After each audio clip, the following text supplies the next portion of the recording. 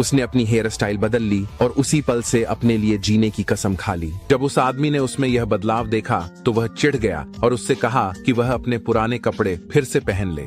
महिला ने तुरंत जवाब दिया कि उसे जो पहनना है वह उसकी आजादी है और उसे इसमें दखल देने का कोई हक नहीं है। यहाँ तक कि उनका बेटा भी बोल पड़ा कि चाहे वह कैसे भी कपड़े पहने, वह कभी भी पहली मोहब्बत जितनी सुंदर नहीं हो सकती और वह अब भी चाहता है कि वह उसकी नई माँ बने। यह सुनकर महिला का दिल एक बार फिर टूट गया।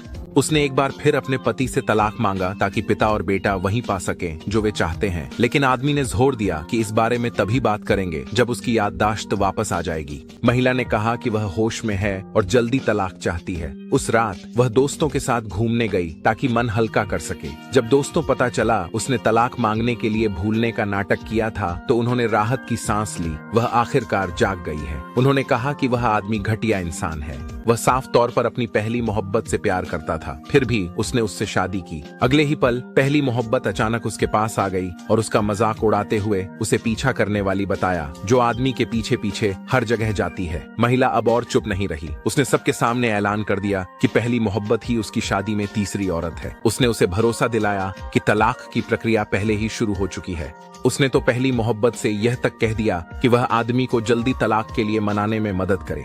इसके बाद वह मंच पर गई और जोशीले अंदाज में नाचने लगी, जिससे तुरंत ही हर पुरुष की नजरें उसकी ओर खिंच गईं।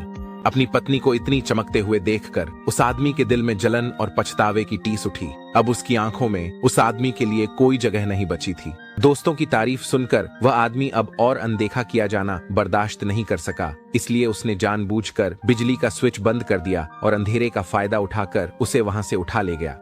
उसने नजदीकी का सहारा लेकर उसके प्यार को फिर से जगाने की कोशिश की, लेकिन महिला ने साफ कह दिया कि अब वह उससे बिल्कुल भी प्यार नहीं करती। उसने उम्मीद जताई कि वह हकीकत का सामना करे और तलाक की प्रक्रिया आगे बढ़ाए।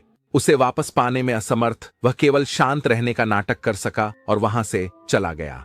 अगली सुबह जब महिला अभी सो रही थी तो उसकी सास का फोन आया, जिसने तुरंत ही उसे हवेली लौटने का आदेश दिया। पहले वाली वह खुद होती तो सास को खुश करने की कोशिश करती, लेकिन अब उसने बस फोन काट दिया और फिर से सो गई।